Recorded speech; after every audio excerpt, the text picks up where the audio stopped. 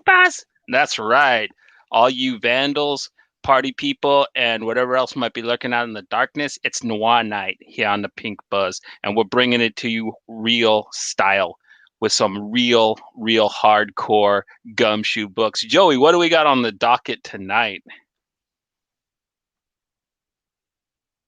You're pulling a goose on me. You're muted, brother.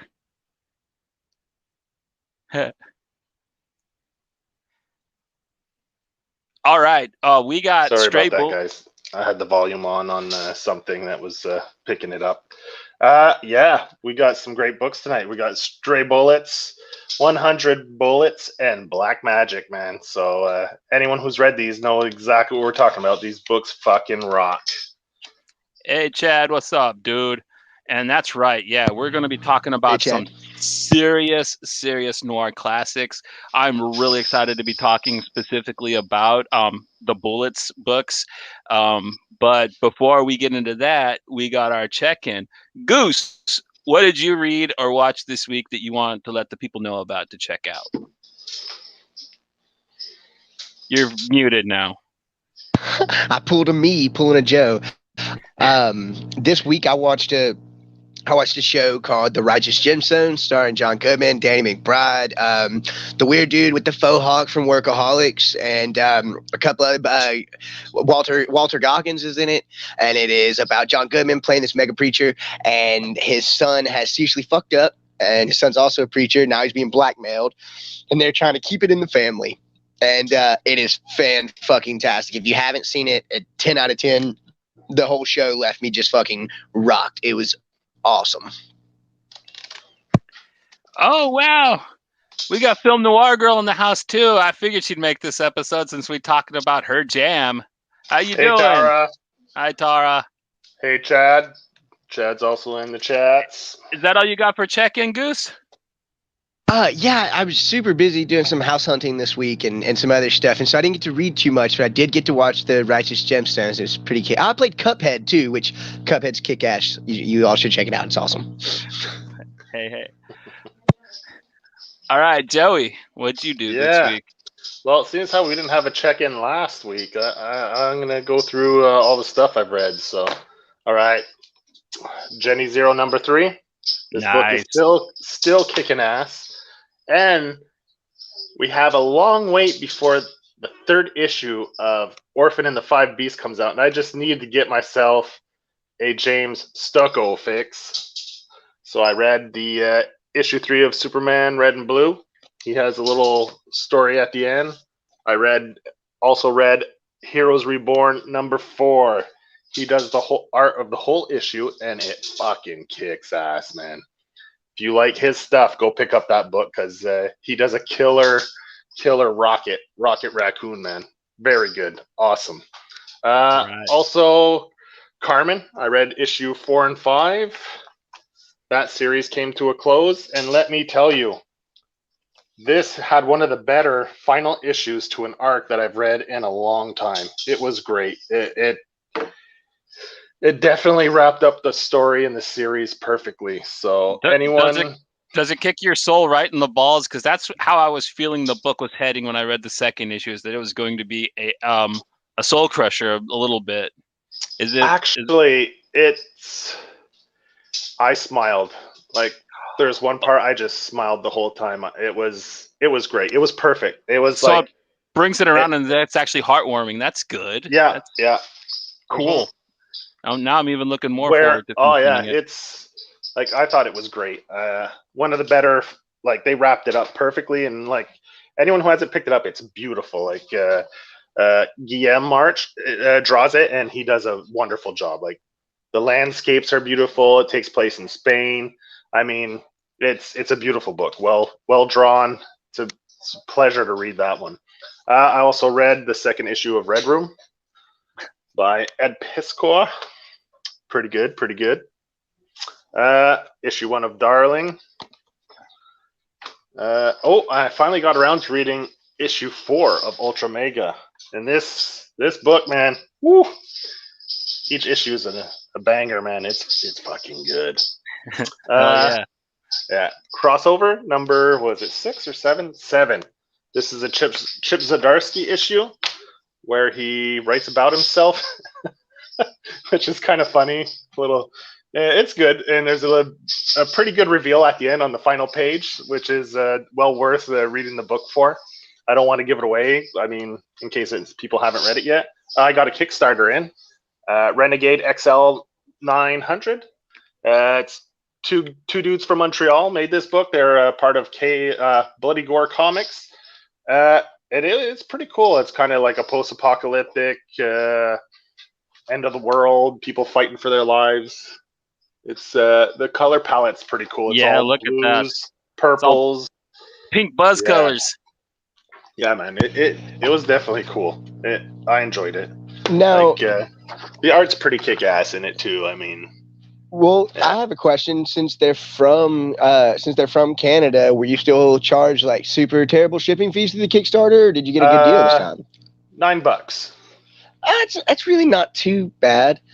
Because I know that was a big problem. We need to figure out a way to get better shipping to Canada. Yeah, me and Joe are going to work on that. Yeah, so that's about the going rate for a single issue here, which is still like if you buy just one issue, I mean, it's more than what you pay for the issue. The shipping costs you more than the actual book. So anyway, whatever. Small gripes. And the one other thing, I got some variant covers in from Surge, insert name. A few Red Room, the Troy Nixie. Yeah, the Troy Nixie black and white cover is so grotesque. I love it. Came in. Yeah, it was awesome. That's awesome. Yeah, that's it. Oh, yeah, and we finished up a Mr. Mercedes, the season finale. We finished that up this week. Yeah, and watched the first episode of Loki as well, which was okay. It was decent. How did Mr. Mercedes end? Was it did it stay good the whole time? I know you were really enjoying what we saw. That show is fucking brutal, man. It's so brutal, man. Anyone who watches it, man, halfway through, just the whole way through, it's good. The first season, I haven't watched. There's 3 seasons. I finished the first, and man, let me tell you, it's. Woof. Get ready to be shocked at points. It's good. It's very good. Was not disappointed with the finale. That's another one that had a great finale. The family? Finale, yeah. Oh, the finale. Yeah. That's it. That's my check-in, man. Much like Goose, I'm gonna have. Go ahead. And I watched your favorite franchise, The Quiet Place 2. Was it good? Was it better than the first one? I mean, that's a low bar, but Pat liked it more than the first one. I like those movies. I thought they were okay. Well, I like The Conjuring, so I mean, like I guess everybody likes kind of watered down horror every now and then. But yeah, for me, I have like Goose. I was pretty busy all week, so I have a really kind of small check-in. I got one Kickstarter in. It's called Teotal, and it's this really kind of neat sword and sorcery book that's set in Mesoamerica during the Mayan era. Really fun, really great first issue. I've been waiting for days for it to come out, and really happy to finally have it in my hands. And then today I got a graphic novel I've been trying to get my hands on for a while. It's Loud by one Miss Maria Lovett, one comic creator I completely adore. And this book did not disappoint. It is just this tense, horrible but wonderful tale about these women at this house of burlesque. When shit hits the fan, vengeance happens, vampires strike, bullets fly, and almost everybody dies. And oh my god, it's such a good short little book with so little dialogue, such a huge cast, just tells the story perfectly. I mean, Maria Lovett is an incredible talent, and man, I never disappointed when I get something by her. So if you haven't checked it out, I really put the hard sell on Loud. Johnny, if I'm not mistaken, she's also doing she's doing Luna, isn't she?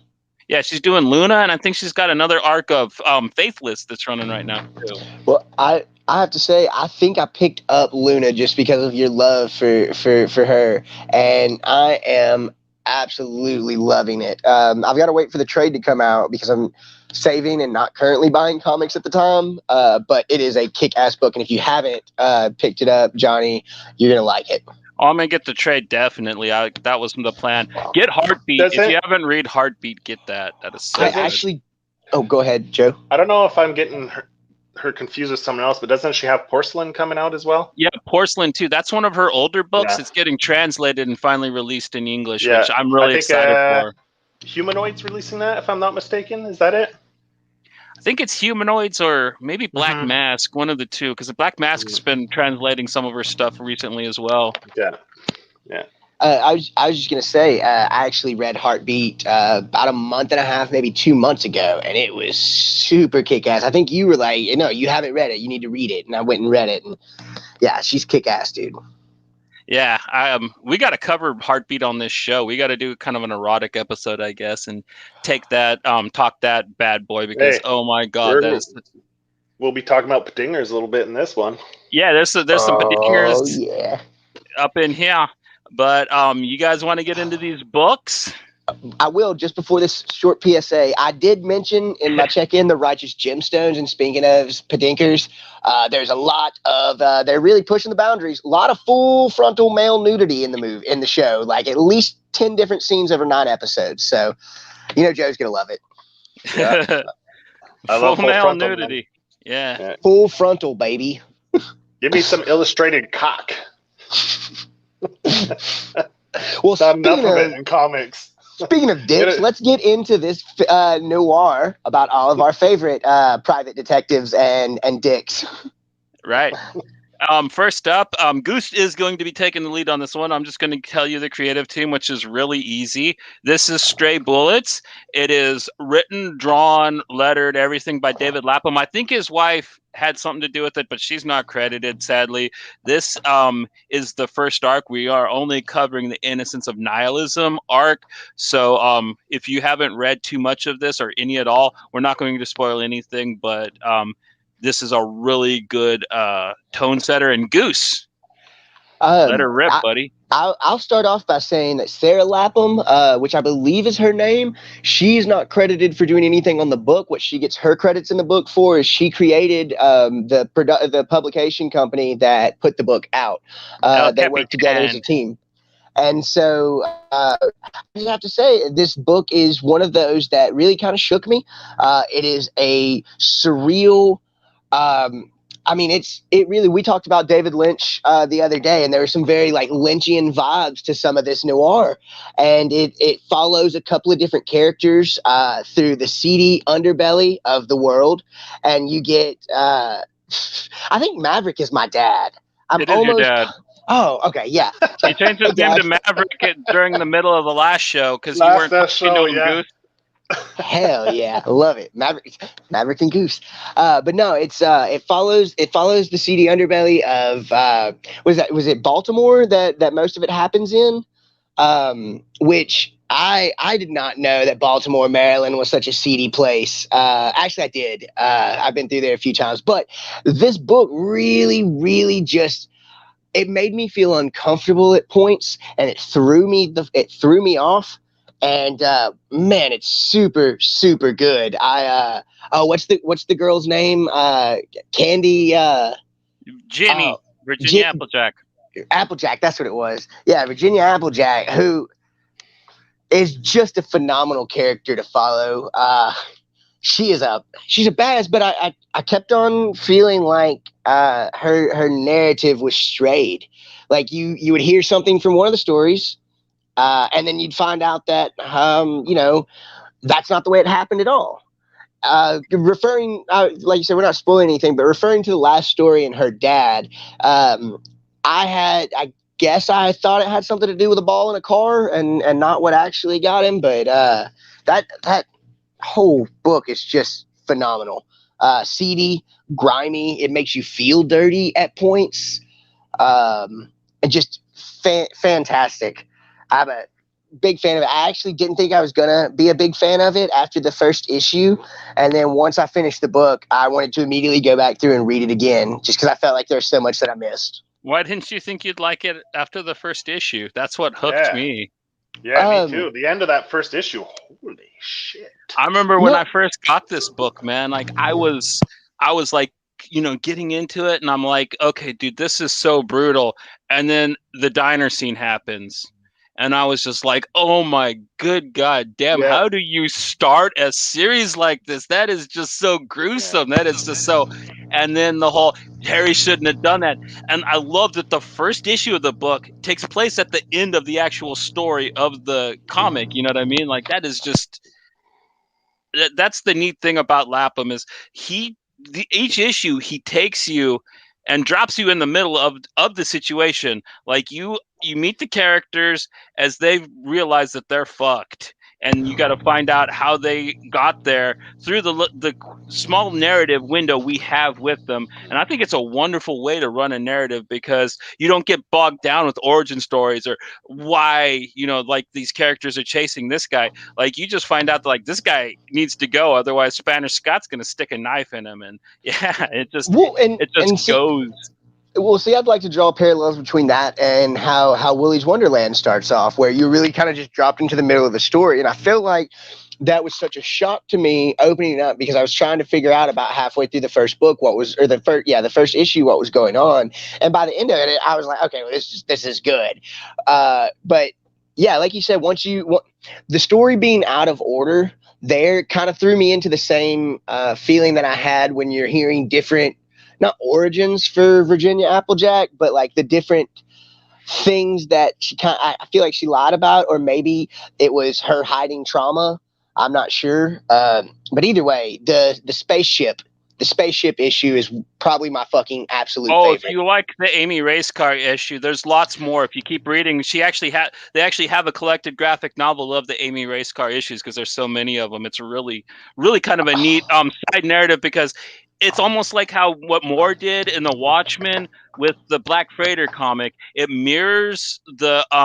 metaphorically mirrors what's going to happen to the characters in future arcs, but it tells it in this weird action film setting, this kind of 70s movie throwback action setting with this femme fatale character. And it's amazing. And one of the neatest things about this book is that it is so influential. It has a big fan base with the fans, but it's with other creators and how inspirational it was for them, because all of our favorites all took so much from this book. Ed Brubaker, Rick Remender, you name them, they will admit that, like, David Lapham's Stray Bullets is what got them to do their noir so dark, so bleak, and just so good. You know what I mean? And I also draw really big parallels between this book and Sync, personally, just because of how it's I think Lee's does the horror version of this book is kind of how I see it. And Joey, you want to kind of get in on your 2 cents here? Yeah, man. Like that first issue, like I love the pacing. It slowly ramps up, and you see. It slowly gets you into the mindset of that character, Joey, and just slowly, like he shouldn't have done that to her. He shouldn't have done, like, he keeps repeating it over and over, and you see he's not. There's something off about him. Like you don't know if he's slightly like mentally handicapped, or you don't really know, right? And as it just goes off the rails gradually throughout that first issue is just great, and how it ends. Bam, with a big that scene is just, I was like, holy shit, this is just the first issue. That was my first impression, was right away, like, I'm like, this is just the first issue. And it starts off with a bang. And then later on you have a few other stories that are all and they're not chronological, which is what I like. And then you see little bits of this character back before or after this happened, and you get little glimpses, and you're kind of piecing it together, kind of like it's kind of like the way Tarantino did Pulp Fiction is the exact same way. And it's funny that these two things came out around the same time, because this book came out in what, 96? 95-ish or something, and Pulp Fiction came out right around the same time. So it's funny, you had this great comic and this awesome movie, and they're both kind of set up the same way in the way they tell the stories. So you can see where they both got their influences from, just in the way it's laid out and the story is told, and it's wonderful. Like I can't say enough good things about this book. And I mean, the art's good. There's like, I mean, people need to go pick this up. Like, it's written better than like probably 3/4 of the books that are out now. You know, and it was. You know, it stands a test of time. This book is what, 30 years old or close to it? Yeah. Yeah.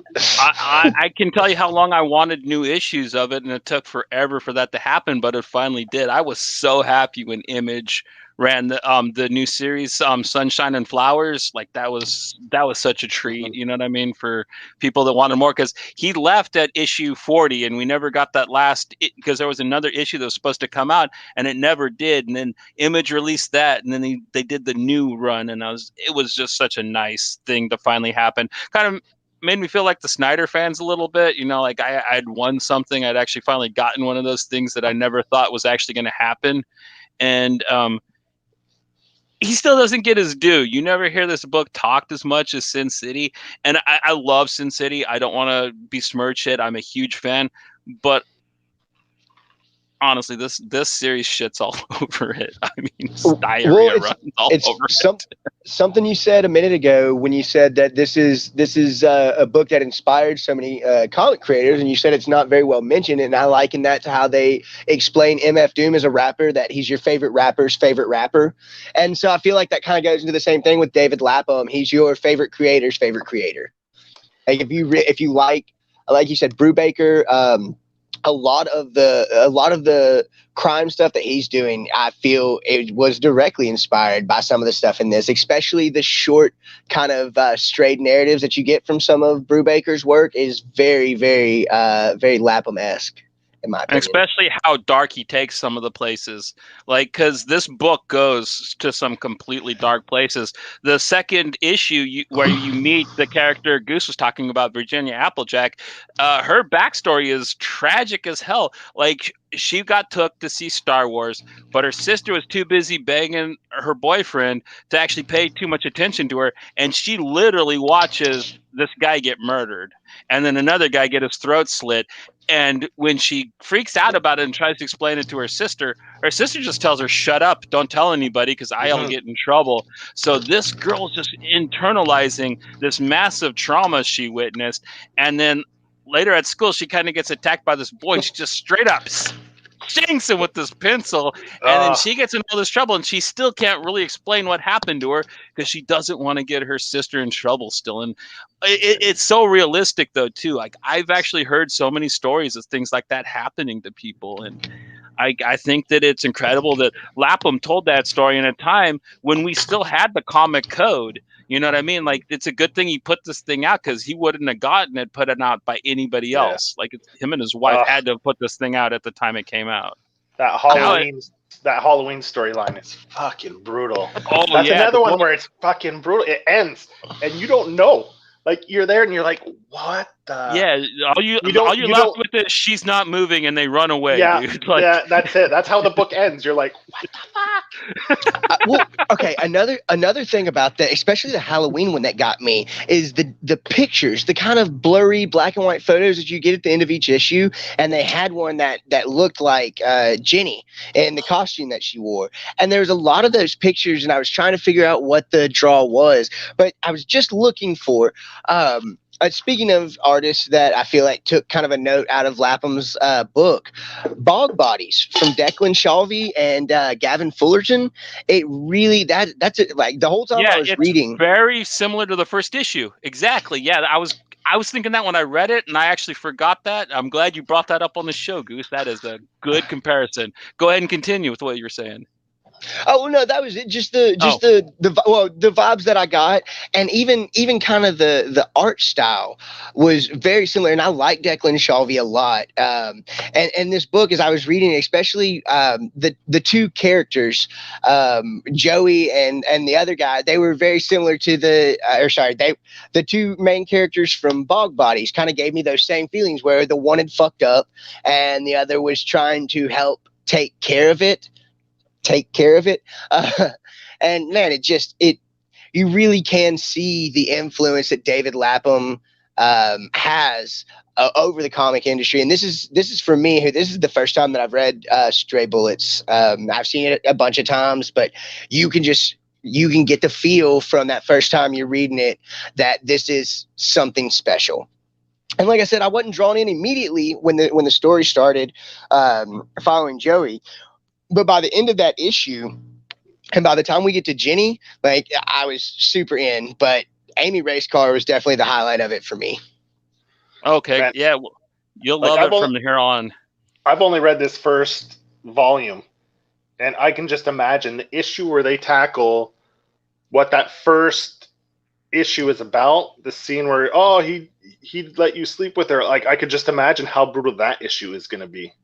Once you get to that story, like, just the way it's brutal now, imagine when they tackle that actual story in, man, I don't know. I might have to put the book down after I read that one. I have a strong feeling I'll have to put the book down after I read that, for sure. Well, you're in luck. Image put out this really nice compendium. It's actually pretty cheap too. It's all 41 issues of the original run of Stray Bullets.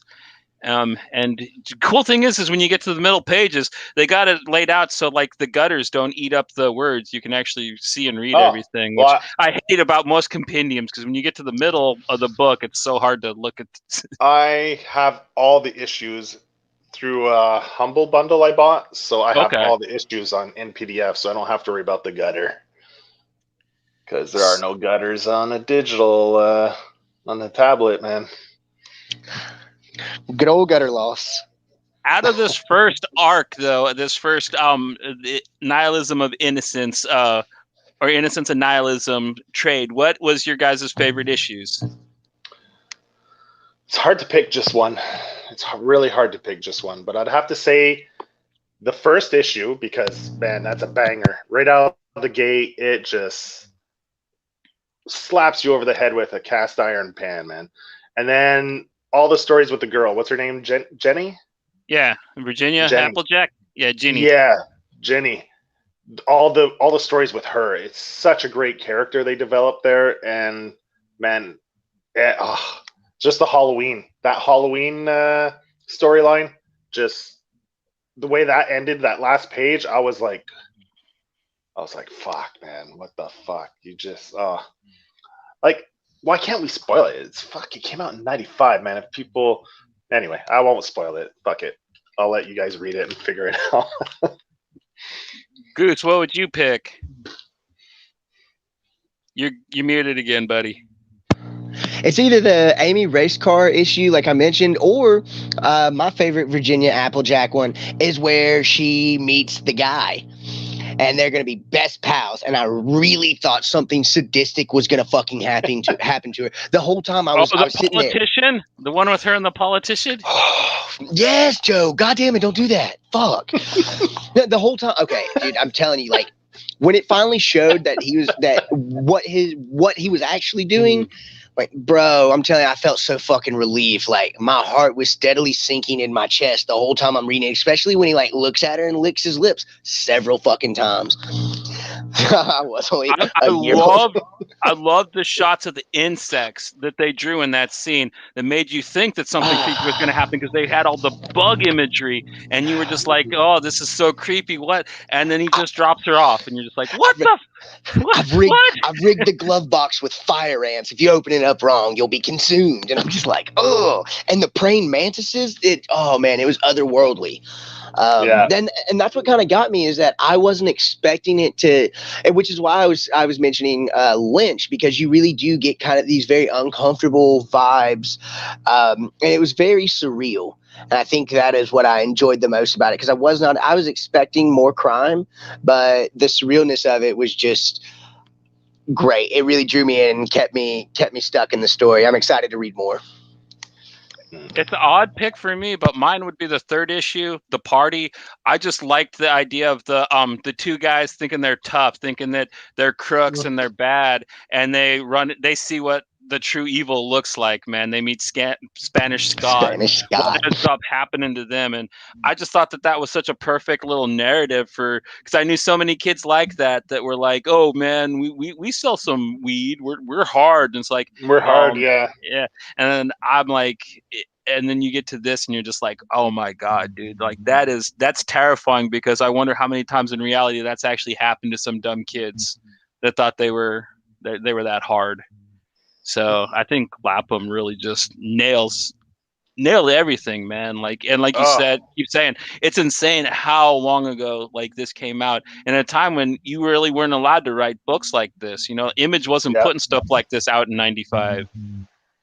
Like, do you think that's why his wife started the publication company, so that because I think that's what it was saying, was that she created that just so she could put out his work, and I think that's fantastic. Does Image own the rights to it now? No, he still owns it, but they distro it for him, basically. Nice. That's all Image really does, dude. They don't actually own any books. They just kind of distro them. I mean, they own like Spawn and a couple things, but like most of the stuff that they put out, like Stray Bullets or, you know, one of Sabella's books, like that's all owned by them. What's up? They don't own Youngbloods. I think they do own Youngbloods, because they put it out a couple years ago. They tried to relaunch it. I thought Rob lost it to the Terrible Ideas LLC or whatever that fucking company was. No. Terrific. I don't know. I know there was something going on there. I don't know if it actually went through or Anyway, I have to look that up. When this got released, it was released under there, because Image always partners up with, often they have their self-publishing imprint and they partner up with Image.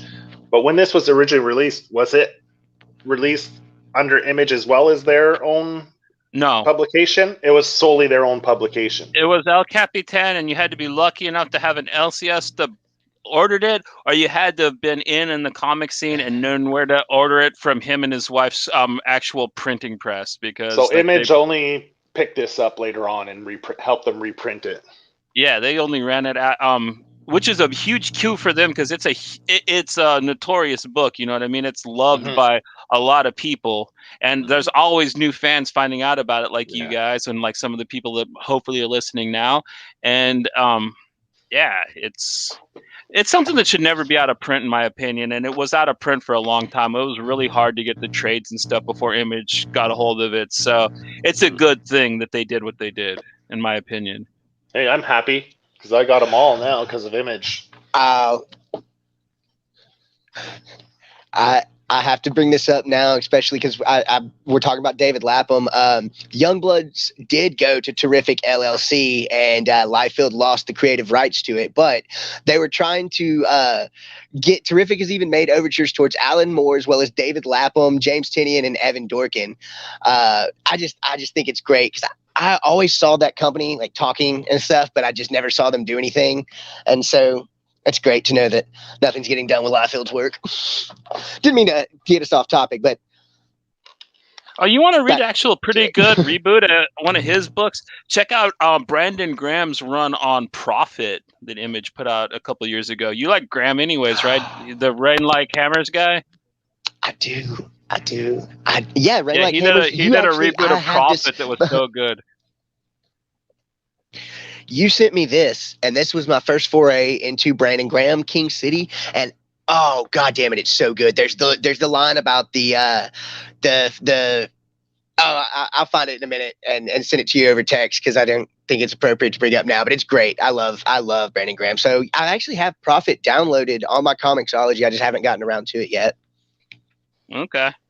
But zipping on to our next book, going from Stray Bullets, we now have 100 Bullets, which is another epic, iconic classic. This one was produced by Vertigo Comics, and it is written by one Mr. Brian Azzarello, drawn by the greatest artist working in comics today, Eduardo Rizzo. It is colored by Grant Goldleash and Patricia Movhill. It is lettered by Clem Robbins, and Dave Jansen did the cover art and original series covers. And god damn, where do I even start with this just hard noir, brutal masterpiece? Well, we're only going to be covering the first volume of this, so I'm not going to get too in depth. But if you like David Ayer movies, Like crank those up to about 15, 18, and you kind of get this first arc. It's about this girl, Dizzy, and she's kind of like this gangster chick. She's getting out of jail, and she is trying to put her life back together. But her husband and child had been taken from her, and there's these cops that are messing with her. And all of a sudden, this strange guy named Mr. Graves comes up to her and tells her, I know who killed your husband and your child, and here's 100 bullets. They're untraceable. You can have your revenge and not get in trouble for it. What will you do?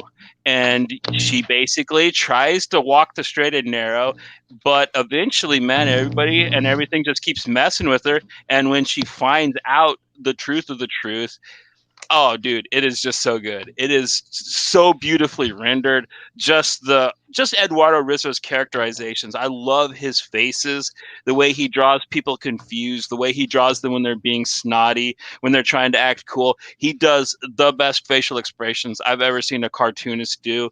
And it's just this like really cool, chill urban art style. I know a lot of people love noir art now, and a lot of people like Sean Phillips, his kid, or Michael Lark. Those are the ones I usually get propped up. Dude, Eduardo Risso is so much better than any of those, in my opinion. I'm not trying to shit on them. I love those artists as well, but just look at the art in this book. It is so gorgeous. And then after Dizzy's story, we also get this really neat two-shot about this guy who works at a bar, and his life was ruined, and he gets the same deal from Mr. Graves, and he gets given this picture of this very beautiful blonde business lady. And when he goes to get his revenge, he kind of gets played by a fast-talking dame.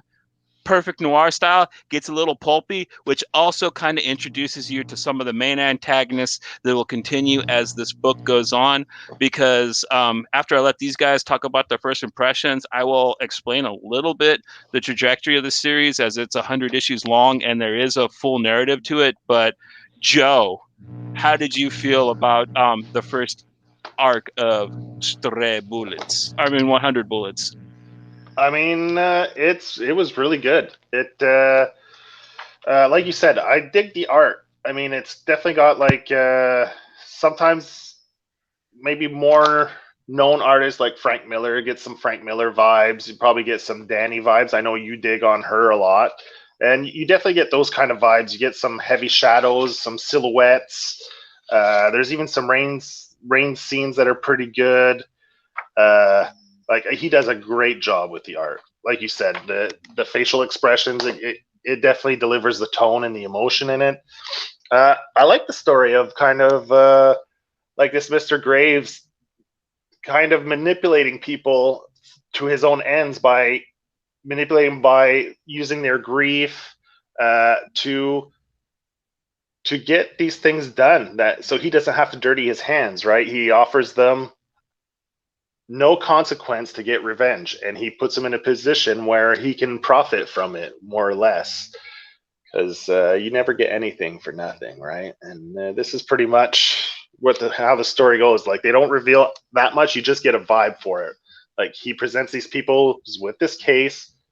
Here, I'm going to help you get your revenge. And then by the end of this volume, you kind of see he might not be as righteous as he's made out to be. By the end of the first volume, you kind of get a reveal where one of the characters calls up someone higher up and says, Graves isn't dead. So he's supposed to be dead, but he isn't. So that's kind of yeah, it was good. Like, and you get two sides. You get one with Dizzy, where she kind of gets her shit and she doesn't get manipulated. She takes charge of her life. Then you get the second story with Lee Dillon, or whatever his name is, where Lee he gets Dolan. Lee Dolan, and you could see how, it isn't so easy to get revenge, depending on your situation. Like, Dizzy had nothing left to lose, whereas Dolan wants to get back everything he's lost. So, that's kind of a chip on the table where he gets manipulated, and it's two completely opposite kind of stories on the outcome, which was great. It was fun. Then you get a fun little story about an old lady that got a case herself, and she tells the story at the end, which is a cute little story. I dug it. It was pretty good.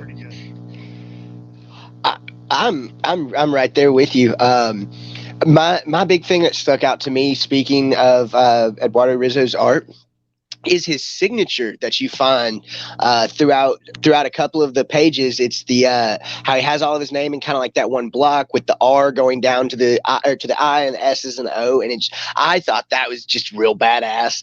But not just that, I mean, his art is phenomenal.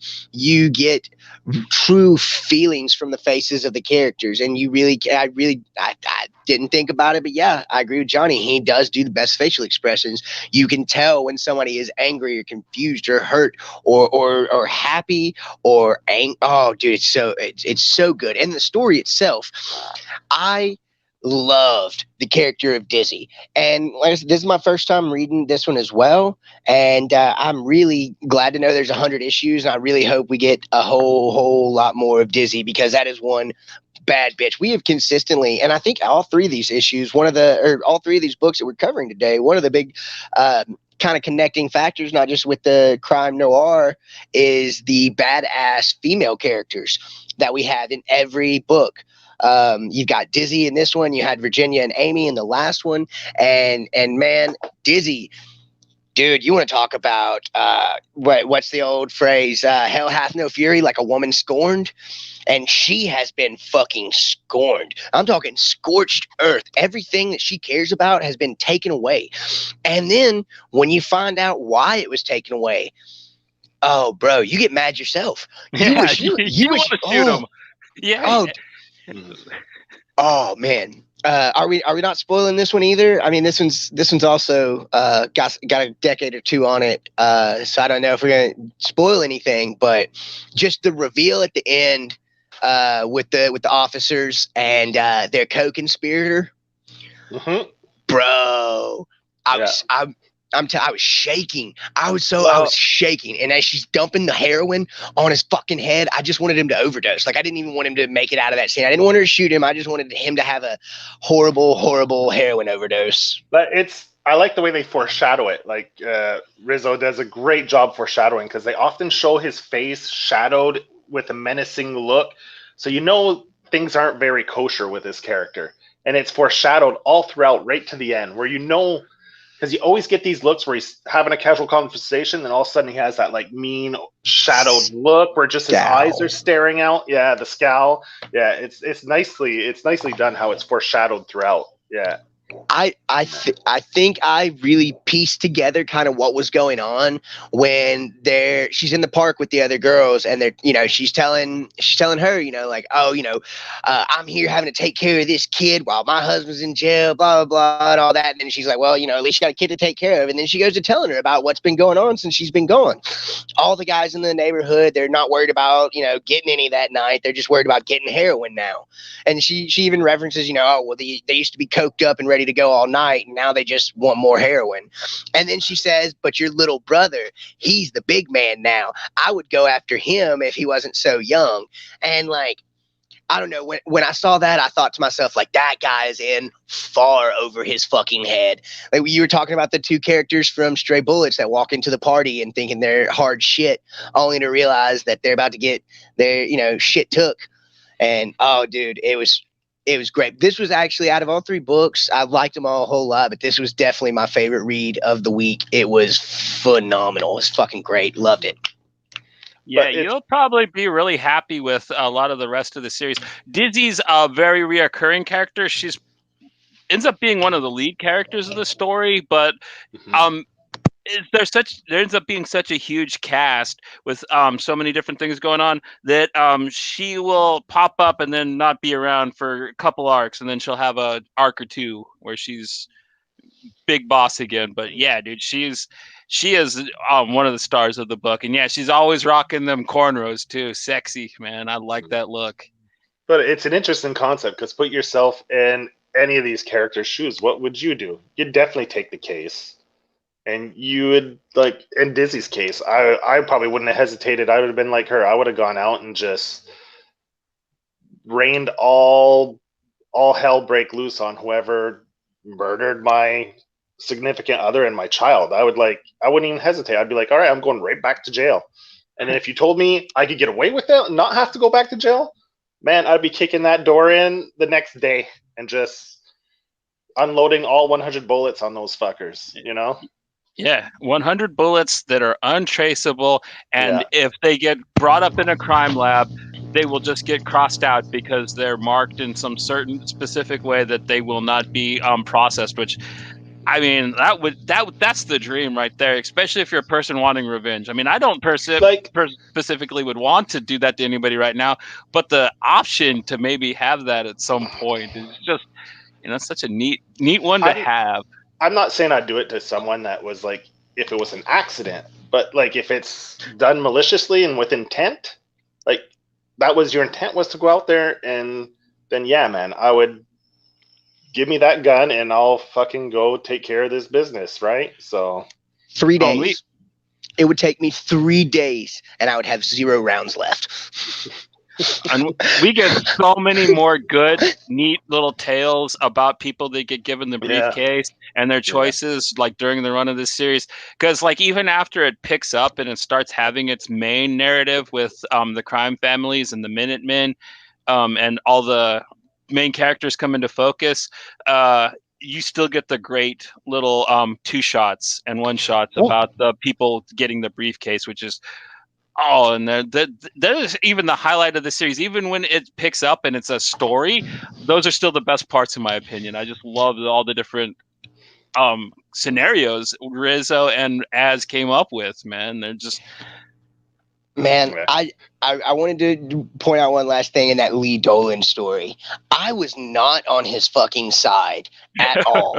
And here's the deal. When you mentioned the swift talking blonde bombshell, actually, Mom, I'll give you my Comixology login info so you can read it on there. But that woman is such a good character, because by the time, all right, so when she's in the bar and he's just having that like vision of just like shooting her in the head right there in the bar, I'm just like, oh, dude, do it.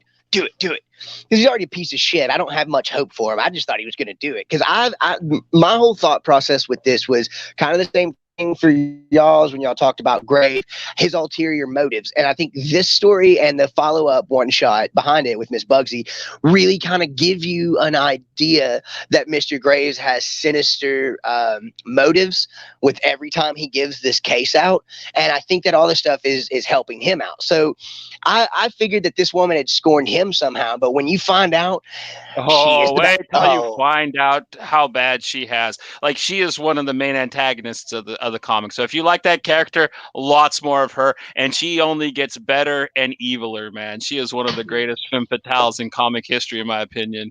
So if you like her, like, keep reading, brother. Oh yeah. And yeah, Mrs. Goose's mom, like, this is a Vertigo book, which means it was published by DC, so you could probably get it on DC Universe or Comixology. There's probably a couple really good places where you could get this digitally. I'll let her log into my accounts. She's got a tablet. I think she's even got the Amazon, so she'll be able to get on Comixology, or the Kindle, so she'll be good. I'm gonna hook her up. But yeah, man, like 100 Bullets, it was such an amazing book at the time. And it was such an odd, different Image book, Vertigo book too, because at that time, like, they were still kind of doing a lot of stuff like Preacher and Books of Magic and Hellblazer. A lot of their stuff was still more archaic and then arcane. And this noir book just came out of nowhere and blew me away. It's one of my favorites that they've ever put out. It made me so, like, no matter what Azz puts out in the future, I'll check it out. Like, I love Brian Azzarello. He has disappointed me here and there, like Batman Killing Joke, the animated one, not so good. But oh, dude, look at that art by Eduardo, man. Like, you see her through the hole. That is just awesome. Where you see her through the hole. I love that. That's such a great shot.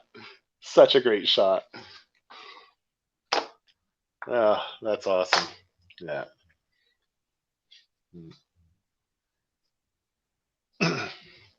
So you guys got any last words you got on 100 Bullets? Read this book. It's awesome. It is Pink Buzz approved, and it will give you chest hair on your chest hair. It's fucking kick-ass. You got to read it. Yeah. I'm surprised this hasn't gotten picked up, optioned for like a show. At one point, they were making this video game for it, and it looked incredible. It was actually done in Eduardo Rizzo's art style. It was like a run and gun, like Max Payne looking thing, but it never got put out. And I was so pissed because the trailer for it looked so damn good. I wanted it. You're going to get to play as like Wile Times or as Cole. Like, you haven't met either of those characters yet. They pop up in like books 2 and 4, I think. But yeah, they're... Yeah, I don't know, because there's, like you say, there's a lot of storylines. If they put this out as a show, man, they'd have so much material to do season after season with different characters and different plot lines, and man, it would be great as a show. Kind of like probably similar to like The Wire or something like that, where you have different characters and they don't quite, I don't know. That's a very serious Batman book you got there, Bubba. I'm not kidding. The Broken City, my favorite Batman comic ever. Like, that is just so badass. It's very 100 Bullets too. If you like this flavor and you want to see it done with superheroes, definitely check out Azz and Rizzo's Batman. What's up, Blake? Blake's in the house. But yeah, I would like to see. I don't know about HBO. They seem to want to adapt everything to hell and back and make it crappy. You can just open I think any like page if somebody and see it. It's what's up, Goose? I think he froze. Look at him. He's like stuck in Goosey Goose land. But yeah, I would like to see. I don't know, maybe Netflix, since they've been doing better adaptations lately. I would like to see them maybe try. It's like, I would want this to be somewhat closer to the book than I think HBO would do it. I think HBO would try to make it into Game of Thrones with mobsters, because that's what they try to do with everything. Let's make it like Game of Thrones, but with this. And not really interested, personally. I don't know. Watchmen was pretty fucking good. It didn't have any Game of Thrones vibes. You haven't seen it? No, I seen it. I like the good. Looking Glass, and I like certain parts of it, but it was good. I loved their I just said we're not going to get a follow-up. Since we're bringing it up and my dad is here in the chat, he ruined that entire fucking show for me. It was episode 3 and my dad told me how it was going to end, because speaking of detectives, we have a detective in our midst, so don't say anything incriminating. But no, my dad, like, straight up 3rd episode, he's like, hey, yeah, here's how it's going to end. And like, I watched each episode after that, just getting more and more furious at my dad. And so love you, Dad. But Goose, who would you like to see do a 100 Bullets show? Like, what channel or streaming service do you think would do it best? Man, I want to say HBO, because HBO can do it in the style that it's supposed to be done, because I feel like AMC would do a better adaptation of it, but I want the grittiness and griminess that you can only get from not regular ass TV. It's HBO. Well, I don't know. Amazon did a great job with Utopia. Okay, so, actually, the way that everything Amazon has done. The Boys, yeah, they did a great job with The Boys too. Yeah, and I have not watched Invincible yet, but everybody seems to be ranting and raving about it as well. Invincible's actually good. I'll back that one up. Yeah. Yeah, so I don't know. I would let Amazon, Showtime, or HBO take it, but I wouldn't want it to be something that you could see where it has to be edited, because I'm gonna need lots of fucks and lots of blood. You can't have an Azzarello and Rizzo adaptation without it. Are there any Padingers in this series? There's a lot of tits and ass. I didn't see any Padingers. Yeah, Emilio. He was the biggest Padinger in the entire fucking book. No, actually, I don't think that there is any actual full male nudity in this. I think the only kind of Vertigo books I remember seeing that in is Sandman. If you want to see Padingers in a Vertigo book, you got to go to Neil Gaiman. He's the king of Padingers at Vertigo. And there's no Padingers in the other books, so I didn't like it. The first 2 books are no. I mean, there wasn't any like real Padingers in Preacher, but like you could see like strap-ons, like especially when like Jesse was making fun of Hair Storm in the elevator. He picks that one up. Hey, what's this for? Oh, and he starts puking. Like, that was such a great scene. All right, next book. Yeah, next book. Since we're talking about Padingers, let's talk about the one with the Padinger in it. Joey, take it away. Sausage, man. We're talking about Black Magick. if you want to get hooked up with some German sausage, man, pick up this book. Okay, so this is an image book, Black Magick, Volume 1. It's written by Greg Rucka, art by Nicola Scott, colors by Chiara Arena, letters by Jody Wine, and the designer is Eric Trotman. Yeah, so this is a great book. The story is of a cop, a detective, who is also a witch or a Wiccan. I don't know if there's a huge difference between the two, and they kind of talk about it a bit. And the coming of this group, I don't know exactly. They don't get into specifics, but there's a group that kind of hunt them, and it's the coming of them again. And there's all these happenings and these weird things happening. And this, I can't remember her name now. What was her name? Rowan Black. Rowan Black. That's it. Black Magick. Rowan Black. Yeah, and she's getting attacked or provoked from these sinister other group that are looking to terminate the witches. So I mean, the pacing, the story itself, it's really well done. Rucka always does. Greg Rucka always does a great job, man. I haven't read a book from him that has been bad. So if you like his work, you won't be disappointed with this one either. So I suggest pick it up if you like a lot of his other work. What I love so much about this, though, is Rucka and his procedural. He is so procedural all the time when he does cops, even when he does spies. If you read King, Queen, and Country, he's so procedural. But the cool thing about this is it's such a hardcore police procedural with the Black Magick element to it, which really kind of made it so much more fun. Like, honestly, it's almost like Stumptown, but with a Hellblazer twist. But much like Stray Bullets, this one got me with the first issue, with the hostage crisis and her just taking her clothes off and going in there with the dude and lets him drop the lighter, or makes him believe he dropped the lighter, and she is badass. Like, Goose was not kidding. Like, this comic has a badass Biddy as its protag, and Rowan, she don't put up with no shit. And I love the way Nicola Scott draws her. She got like this Linda Carter look to her. She looks like she'd beat the hell out of you if you messed with her. And oh, dude, the art in this book is just so beautiful. The work of the great scale is chef kisses.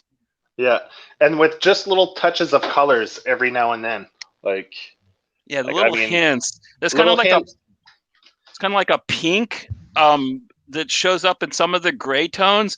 Very nice. Yeah, little subliminal hints of color every now and then, but like just to make sure the reader doesn't miss these little details, you know, they throw a little color in there. Basically, it's whenever she uses her magic. Whenever magic happens, color pops into the book, which is a nice touch. Yeah. You're muted, Goose. Yeah. That was a nice touch. The one page with the eyeball, man. Speaking of colors, the one that stuck out to me most vividly is the page where it shows the eyeball in full detail, and it's got this very like hazel look to it, man. And it's just absolutely gorgeous. And you want to talk? You mentioned Linda Carter, and I think that's perfect. But all of the women in this book were drawn beautifully, like Jessica Rabbit-esque style women, not in the bodacious bombshell type way, but all the women were badass and just gorgeous to look at. And the colors, the art, I got drawn in within the first couple of pages when they're at the ritual, and god damn it, who brought their fucking phone? And like, it started off making me laugh, but the first issue ended so tensely. Like, as she's walking in, and like I just kept on telling myself, like, oh fuck, dude, no, like, don't do this. And then, you know, it's that part where she walks in and she instantly realizes that he has poured kerosene all over the place. So if she says the magic word and they try and come in with flashbangs and smokes, they're gonna set the whole place ablaze anyway. So she is stuck, she is trapped, and she has. Oh, yeah, there it is. This is the truth. This comment here is the truth. Remember when Nicola Scott drew Robin's butt and how sexy that was? Like, there's Like, it's not even just her chicks, man. Nicola Scott just knows how to draw sexy. But like, I've noticed that too. Like, I was talking about Maria Lovett and Jen Hickman, a couple of my favorite female artists. They actually draw the most attractive female characters I've ever seen in comics. I mean, they really do just know how draw them just so gorgeous, and it's really kind of cool. And the procedural of it, not just the art, but with Rucka's story, where you have the scene where after the hostage situation, where she has to go and talk to the IAB, which is the Internal Affairs Bureau, and Mom said, "Please pause after you say Jessica Rabbit." I heard my dad says that. But no, you called your dad your mom. He's gonna get so mad at you. But Goose. But the whole scene where she's having to talk to Internal Affairs, and you've got the guy who is understanding and trying to be there for basically the good cop bad cop thing, where you've got the one officer who is trying to console her, and the other one who is just like, oh yeah, is there anything else we need to know? Like, just kind of being a dick to her. And I really feel like you get that dichotomy a lot. Oh God, so good. You get that dichotomy a lot with a lot of the people, and you could tell that it was them playing the good cop, bad cop type deal. Because, and you mentioned David Ayer. We can bring up I got the same feelings from it that you get from oh God, what's the one that with Kurt Russell? Was it Dark Blue, where it's set in the '92 race riots and stuff? Yeah, right before the whole Rodney King thing, right? Yeah, that was either Dark Blue or Deep Blue, one of the two. Yeah, I think it was Deep Blue. But either way, like the Internal Affairs officers from that movie and the ones from just that scene gave me the same vibes, and it was there we go, full frontal. There's some German sausage for you. Padinger. The first time we showed a penis on Pink Buzz, and it wasn't mine. Haha. So, but no, I really think that Rucka had such a good grasp of how he wanted to do this, because the characters, even through it's 5 issues, and they're so well fleshed out, where like we mentioned in Stray Bullets, where you're kind of dropped into the middle of a story. By the time you finish 5 issues, now I will say with the way that he ends an issue, it's almost like how Lost used to end an episode. Everything ends kind of on a cliffhanger and leaves you begging for more. When I finally finished issue 5 and it was over, I was just like, I need more immediately. I hear you. I could not have read Black Magick issue to issue. I'm glad I traded for it, because I would have went insane.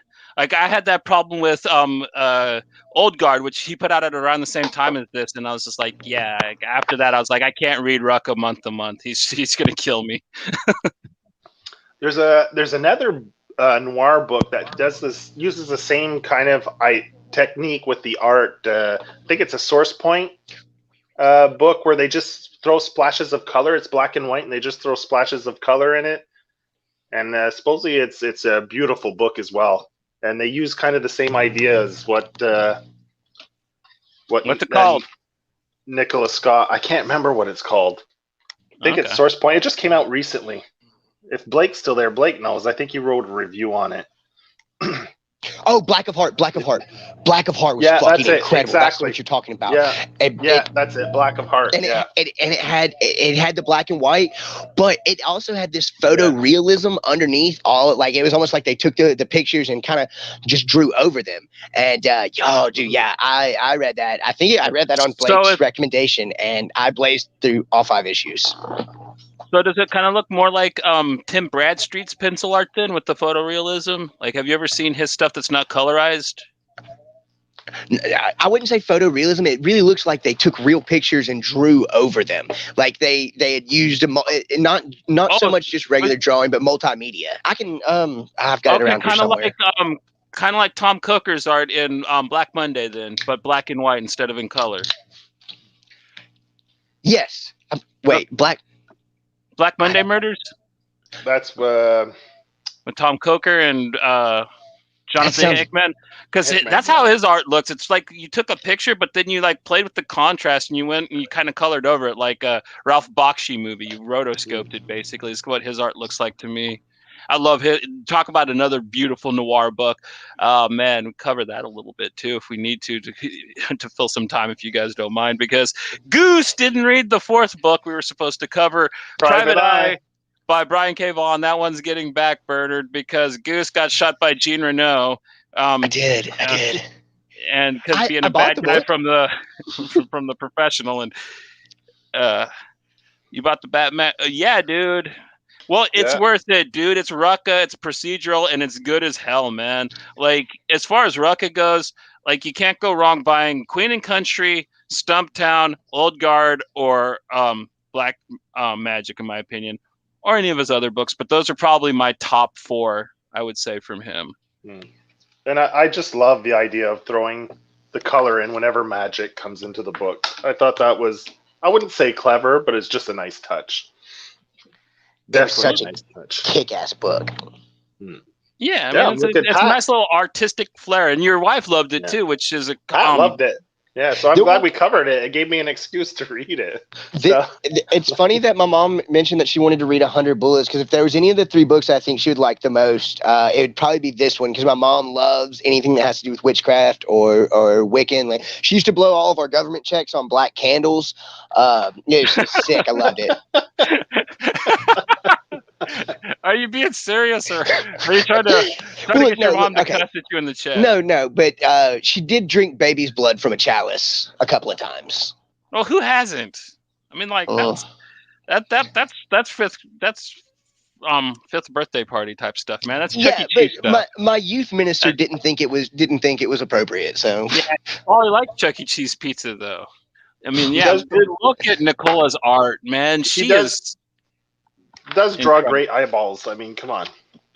She draws great everything, man. I can't look at a damn thing in that book and be like, hey, that sucks. I'm like looking at the door she drew, and I'm like, fuck, that thing looks real. Like, I want to open it and walk through it. Like, it's so beautiful.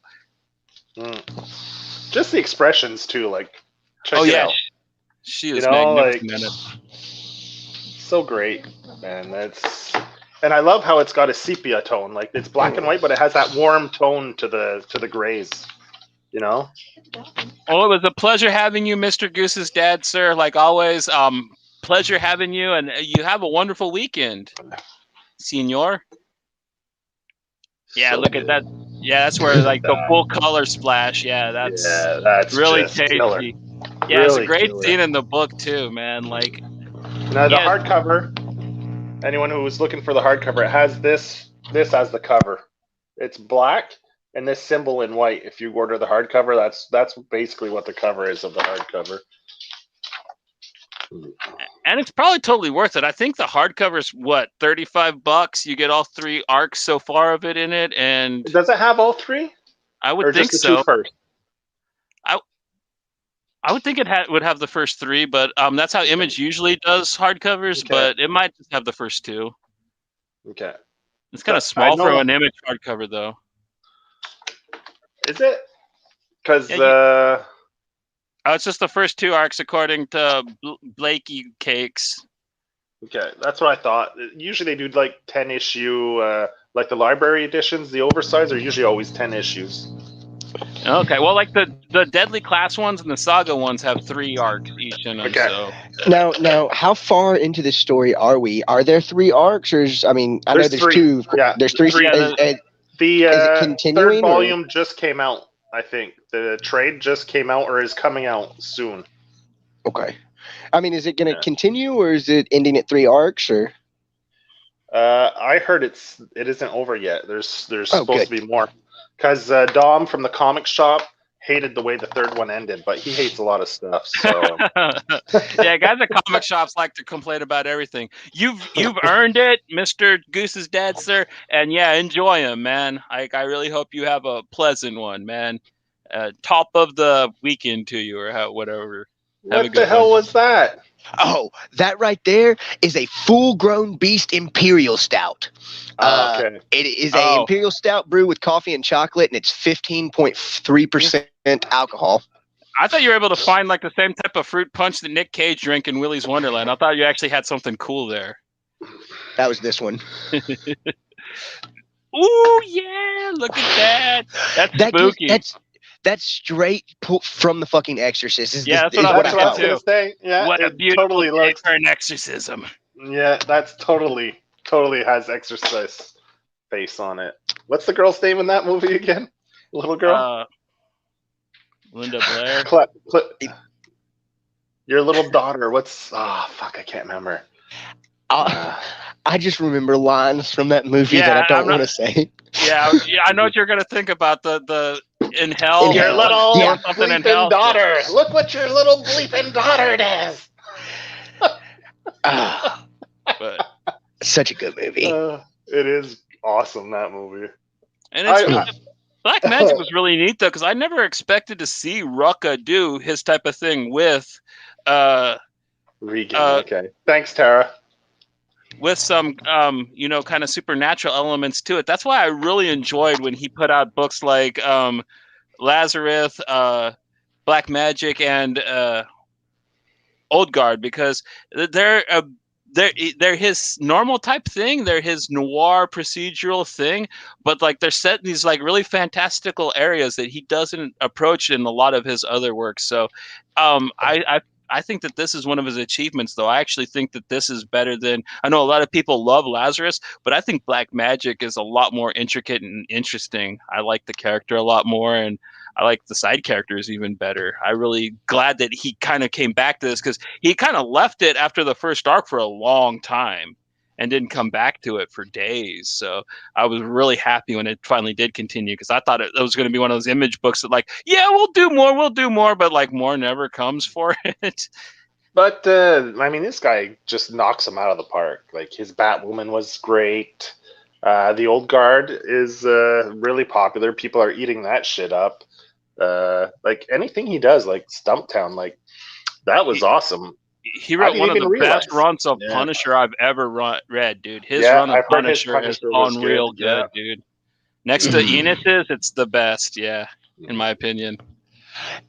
Now, since we're bringing up the Punisher, I know you don't keep up with too much Big Two stuff, but did you read Rosenberg's 15-issue Punisher? No, because he becomes War Machine in it. I already told you that, Goose.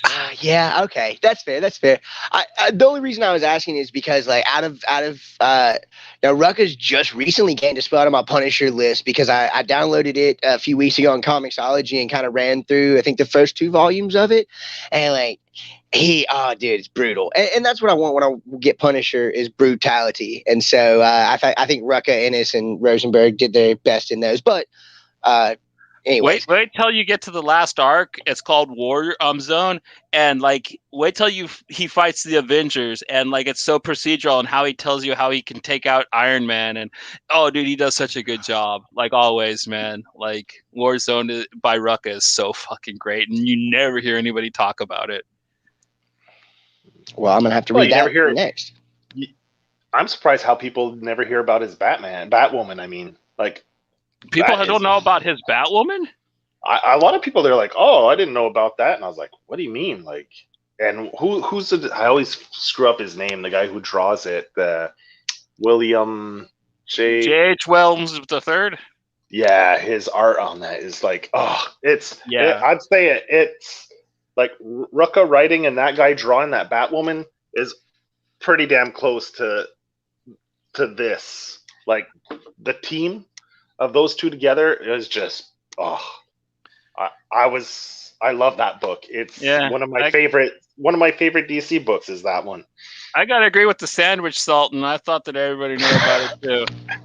The sandwich Sultan. But I mean, a lot of people didn't know. Like, I think they know about the New 52, but they don't know about the Rucka Batwoman. Like they know about the 52 when JH just did it all himself. Yeah, and Blackman were working on it. But when you mention the Rucka, sometimes they're like, oh, yeah, I didn't know that. Or they just assumed that maybe it was the other team that did it. Well, I know a lot of people that don't know about Gotham Central, too. And, like, that was him and Brubaker trading off arcs. And, oh, my God, you do not get DC books as good as Gotham Central. Like, I love that. If you like good noir and you want to see it set in a superhero setting, Greg Rucka and Brubaker working on Gotham Central so good, because Batman is a figment in it. He's an idea. The cops know of him. They see him. He helps sometimes, but the whole book is about them having to deal with all these superpowered metahumans and all the weird shit that happens in the city. And it's done so fucking good. And, I think the HBO Max series is going to be loosely based on that. That's what they said about the show Gotham too, but that ended up just being about little baby Batman and his gimp Yeah, suit, but that's fucking network. You can't take anything network television says seriously. This is HBO Max. I mean, it's going to be dark. It's going to be gritty. Which is why I think I'm not too 100 Bullets. HBO Max. Well, I love what they're doing with Doom Patrol. So yeah, and Titans, and I loved. No, wait, that's all that they have out so far yet. Well, I guess I can count Harley Quinn. That's HBO Max too, right? So the few DC things they have out right now, it is solid. So. Now it is. It wasn't originally. That was originally just DC Universe. I haven't seen The Wire, so I can't agree. But I will say that it is by far one of the best kind of noir-y, superhero-based comics you could possibly read. Plus, if you ever wanted a really reason to like the characters of like Christmas Allen and what's her name? Oh man, I can't believe I just forgot her name.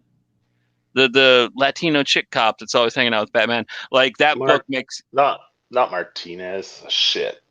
But yeah, I know which one you're talking about. Yeah, it really, really makes them so cool. And then like you meet all these other cops too. There's like this one that's a mobster's kid. Nobody wants to trust him, but he's actually like the most dedicated guy in the squad. Montoya. Yeah, that's Montoya. There you go. Yeah. Thanks, Blake. Yeah. Because doesn't Montoya date Batwoman in the? Well, in Gotham Central is when she comes out. Like, and that's why she like has to quit at first because. Yeah. What are you laughing about, Goose? You're just sitting over there cracking up to yourself. You're kind of scaring me. You playing with your phone. I think you're like setting off bombs somewhere or something. No, I was actually, yeah. Y'all were like, that's when Batwoman came out. I'm like, I'm gonna have to read that. Her Montoya sounds pretty hot. That's what I've been laughing about. I haven't said anything. I'm sorry for dragging it out of you. You should have just been like, "Oh, no, it was nothing. It was just something my mom sent me." You don't want to hear about it. I have no shame. You gotta learn to lie a little better. Shame. Obviously, you got pigtails, and you look like somebody that got shot in the movie The Professional. So yeah, tonight. But like you do got the whole PI thing going on. Like it's a good look. You nailed it. But you look like the PI that nobody wants to talk to. Sadly, like Richard Private's private dick. But I think the issue I have with Rucka did such a good job with Batwoman that like anyone else that takes over the character, I kind of like. I'm kind of so. Like I love the character. I love him doing that character. Kind of like the way I like Far Sector. Joe Mullion. I love that. Like that series is good, but then whenever I see that fucking character in other books, it's so disappointing. So I think he's the one that really gives her like the character does justice, just like I can't remember the writer that writes Far Sector, but man, she writes a great book, man. Anyone should pick up that book as well. The only person that's coming to mind that I could think of that I would read the hell out of writing a Batwoman would be Cantwell. I think Chris Cantwell could write a really good, really disturbing Batwoman book. He could write about a turd and it would probably be good. So yeah, he made me care about Iron Man. Hey, speaking of, we were talking about Stray Bullets earlier and how we had mentioned it's your favorite creator's favorite creator. I just pulled up Twitter as we were doing this. Thank you, Blake. I just pulled up Twitter as we're going through this, and Alex Segura tweeted out yesterday, "Hey, just a reminder that Stray Bullets is one of the best damn crime comics ever," and has some pictures from. Well, you can't really see it on my phone, but has some pictures from the thing. So that just cements what we've been talking about on how incredible that book is. I mean, people are still talking about it 20, almost 30 years later. Oh yeah. Thanks, I mean, I'm always recommending it, and I usually get positive feedback. Like one of my other buddies on YouTube, his name's Whitey. He does a channel called Ultimate Chance. I told him to check it out a couple years ago, and like he's made several videos about how much he's loved it since. So yeah, I mean, it's one of those things that like you got to learn about, but once you find out about it, you should dive right into it, because if you like dark, disturbing, and just good storytelling, you don't get better than what Lapham did in the 90s with that, dude. Like, I know that a lot of people have affinities for the more pulpier things that were around and got bigger praise at the time. But like I said, man, I think Stray Bullets bodies them, to tell you the truth. I mean, just in context and just how effectiveness. I mean, the damn book is effective. That first volume really impressed me, man. Like, really good, really good. Yeah, like just from that one volume, I'd have to recommend that book to anyone. And like I said before, I haven't read much noir style stuff. Like Pat, I've noticed she likes the horror, and I've noticed she's been getting into the noir stuff because I've given her a few crime books, and she's really digging that stuff. So I think those are her two genres. So I'll probably end up reading a lot more of it now because I try to read a lot of the same stuff as Pat. So it's a style that's on fire right now, though, man. I mean, we got so much good stuff coming out. We got all the stuff Rodney Barnes is doing. You got like the really good vampire noir popping off. You got, the cowboy noir shit with the Texas blood, and then of course you got Ed, who will not stop. Once I think that, like, okay, Ed, you've told all your stories, everything that you do is just going to be so samey now on, and then he puts out Reckless, and I'm just like, oh, forget what I just said, man. That guy just proved to me that he still has so much left in his fucking gas tank. It's not even funny. So yeah. When I was constantly thinking about Pulp. The whole time we've been talking about like a good like crime noir. His would you consider Pulp a crime noir? Of course, yeah, that's all it is. I mean, like that. Oh, dude, it's with a twist, bro. That shit's so fucking good. I blazed through that. Like, I cannot get enough of Brubaker or either of the Phillipses. Their shit is just super fire. And everybody seems to be putting out a lot of really good noir books. I mean, even half the Kickstarters I see and I've backed, I've gotten. Like my buddy Jonathan Thompson, who might be coming on the show in a couple weeks. His book Burn Residue is so good, so brutal. He doesn't hide his heart on his. He wears his heart on his sleeve, though. He is downright Lapham fanatic. So like he'll be the first one to tell you, "Yep, we know you have that Texas blood, Goose. You don't go about 5 minutes without telling us about it." Look, dude, this is the special one that you could only get if you were in England. It is the Jacob Phillips sketched book that they were only sending out to England and Europe. And I had a buddy of mine who lives in Leicester, who was cool with me sending the book to him and then him sending it to me. And he even paid the whole like $42 in shipping to get it over to me out of the kindness of his heart, which I thought was very badass. But this is one of my like prized possessions. I rarely pick it up. Oh, it's nice, dude. Like, yeah, dude, actual real sketches are dope. Like, funny enough that I mentioned that my buddy Jonathan Thompson actually sent me from the Kickstarter. I won the lottery or whatever, and I got the actual sketch of the main character from Burn Residue, drawn and autographed by Dave Lapham. It's beautiful. That's fucking kick ass. Yeah, he got him to do it at a con, and like he sent it to me, and I'm like, I wouldn't, if I would have had that, I would have never given it away. I'm so stingy and such a hoarder with my collectibles that, like, even if so it was a beautiful thing, though. Like, I love having like sketches, so I feel you, Goosey. Yeah. Oh, just to remind people, the issue 4 of Silver Coin is out this week with Lemire writing it, and that series has been awesome, man. I can't recommend that series enough. Every issue has been great. That one's one and done's, right? Just one shot stories? Yeah. All different writer each time, with Walsh as the artist on every one. Sweet. Doing a classic anthology style. Nice. Yeah. What? Now it's an ongoing now. It got picked up as an ongoing. It was just supposed to be a limited series, but now it's an ongoing. So, I mean, it'll be interesting to see what writers they get for this going forward. I got really stoked for that series. Chip Zdarsky was on the first issue, but oh god, and I cannot believe that I forgot her name. She did Captain Marvel. She did a couple other ones. Kelly Thompson. Kelly Thompson did the second issue, I believe, and I've been waiting for her to do some like indie owned work away from Marvel, so we can kind of get more from her, because I love her writing, and I really, really enjoyed her issue of it was good. Yeah. Silver Coin. I mean, Who did issue 4? Who did the sci-fi one? Lemire. Oh, Lemire did? Okay. Yeah. Issue 3 is Risso. Who drew it? Did Lemire draw it too, or did he? No. It's all Walsh. Walsh does every issue. Okay. I think this is his pet project, where I think he pitched this and he's getting all the writers in. That's the feeling I get, because I mean, I think he's the driving force of this project, to be honest.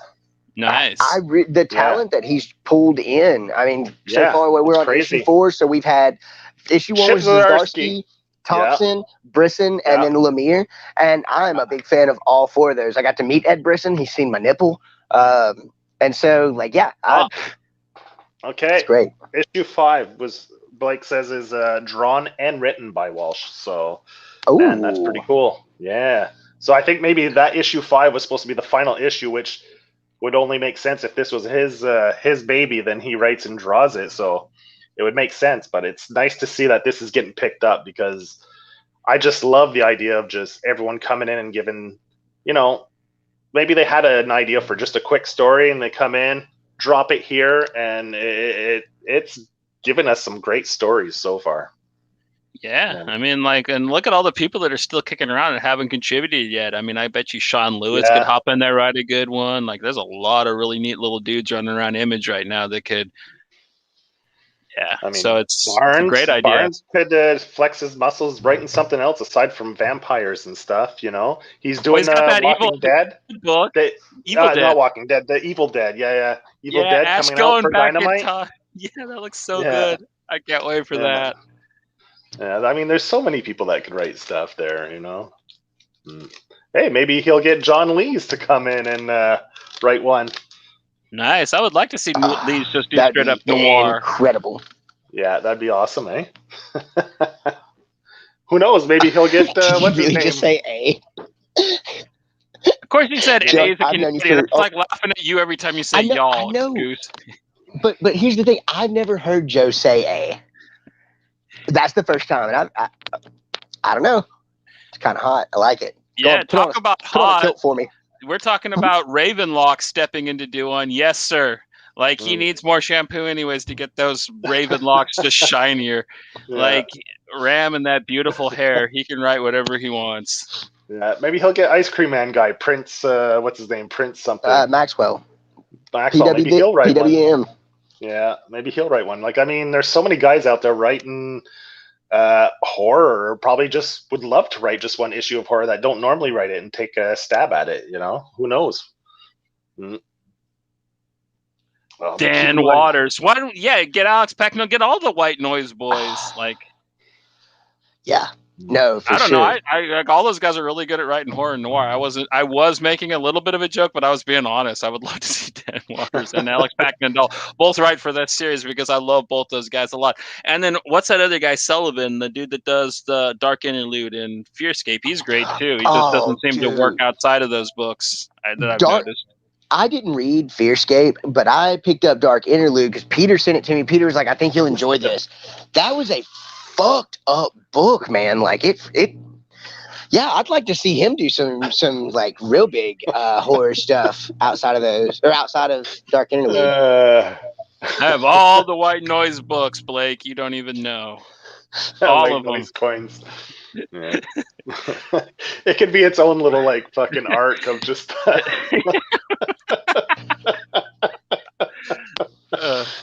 shit. Oh, dude, I had the same thing with Fearscape. I got a lot of mixed reviews. Like, either people loved it or they hated it. So when I picked it up, I didn't know what to expect. And I didn't expect it to be just a trek through literature itself. Like, it is a book that it's about books, and I absolutely adore that. I haven't read Dark Interlude yet, so I don't know if it keeps that up, but I love that it's a literary piece that's about literary pieces. Like, it explains to you how literature is supposed to be structured and the foundations of it and unreliable narrators and all that. It's just such a beautiful way to tell a story. Very Neil Gaiman-esque. Was it real meta? Meta. Like, I don't know, it was poking fun at itself. Oh, definitely. Especially it was very self-aware, especially the more you got into it, the more you knew you should not listen to a damn thing that the narrator was telling you. and that like you were getting taken for a ride. But I wouldn't say that it's a funny book or it's very fun. I mean, like it's very interesting. I like Dark Interlude.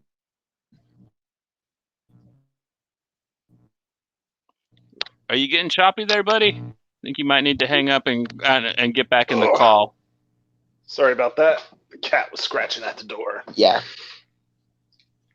That's all you have to do usually with this thing, man. Okay, you're good now. Yeah. Okay, you cleared up. Oh, okay. Yeah, my Wi-Fi's been acting weird because I live in the middle of nowhere. But not for much longer.